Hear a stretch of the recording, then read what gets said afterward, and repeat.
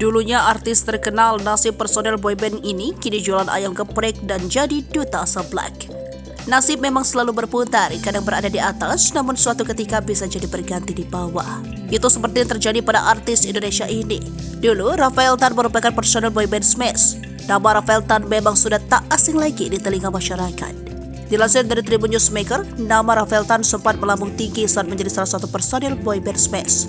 Ia termasuk salah satu personil yang memiliki banyak penggemar. Namun setelah karirnya bernyanyi meredup, namanya sudah jarang tampil di televisi. Namun belum lama ini nama Rafael Tan kembali menjadi sorotan warganet. Saat itu Rafael Tan tengah memasak seblak. Seblak ia masak beda dari yang lain. Seblak Rafael Tan ini nampak sangat menggiurkan dan diminati orang lain. Rafael Tan baru-baru ini mengungkap awal mula dirinya menjadi viral gara-gara seblak yang dibuat olehnya.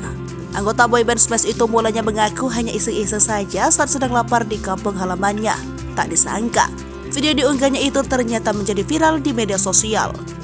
Banyak netizen yang meminta resep seblak tersebut kepadanya hingga banyak dibuat ulang dan dinobatkan sebagai duta seblak. Oleh karena itu, Rafael kini banyak diundang berbagai acara televisi.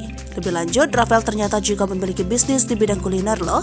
Ia memiliki usaha warung ayam geprek. Nama Geprek Rafael, lokasinya ada di Garut, Jawa Barat. Menilik dari akun Instagram Geprek Rafael, ia kerap membagikan aktivitas dirinya tengah berjualan.